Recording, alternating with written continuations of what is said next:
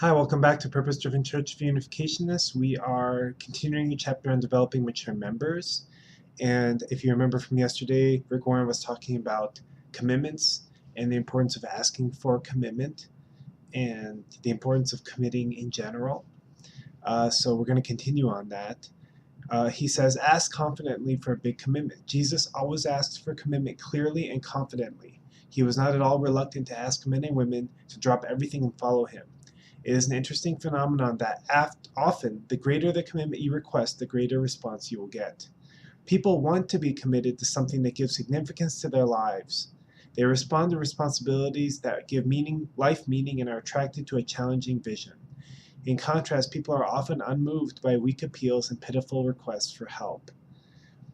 And this can be emphasized in the Bible, where Jesus says, any of you who do not give up everything he has cannot be my disciple. He goes on to say that some pastors are afraid to ask for a big commitment, fearing that they will drive people away. But people do not resent being asked for a great commitment if there's a great purpose behind it. An important distinction to remember is that people respond to passionate vision, not need. So that's something to really keep in mind too, that the key point here is the vision and the purpose. Because without that, you can't really ask for a big commitment. He says, be specific in asking for commitment. Another key to developing, tell people exactly what is expected of them. We ask people to commit to Christ, then to baptism, then to membership, then to the habits for maturity, then the ministry, and finally to fulfilling their life mission. Explain the benefits of commitment. Another key to developing commitment in people is to identify its benefits. Be sure to explain the personal benefits, the family benefits, the benefits to the body of Christ and society in general, and the eternal benefits of committing to spiritual growth.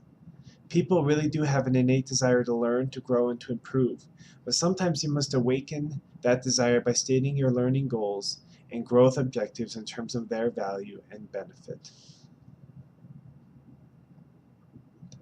He talks a little bit about how good advertisers are at making even common household items like soap and deodorant.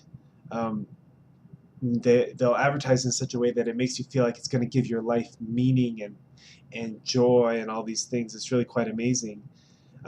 He says, how ironic that the church has the real secret to meaning, significance, and satisfaction in life, but we often present it in such a bland and unattractive way.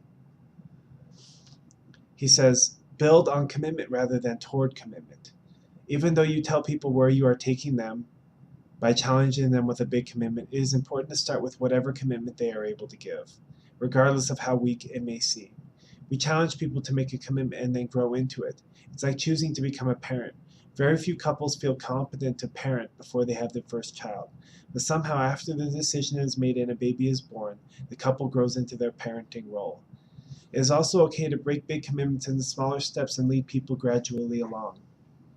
As you've already seen, that's the idea behind our life development process. We don't expect people to grow from being new believers to the commitment level of Billy Graham or Mother Teresa overnight. We let them take baby steps.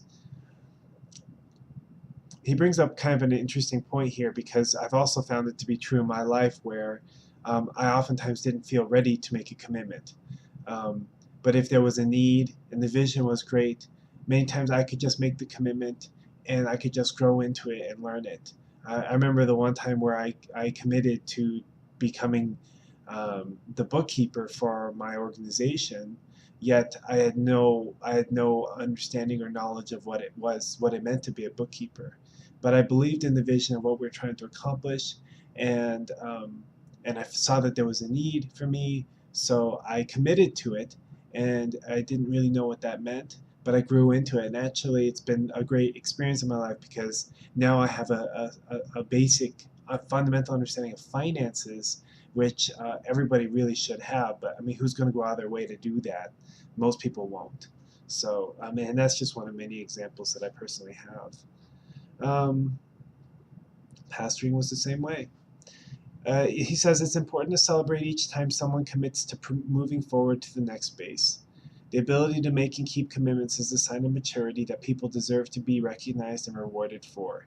Create celebration events like rites of passage where you can publicly acknowledge that growth.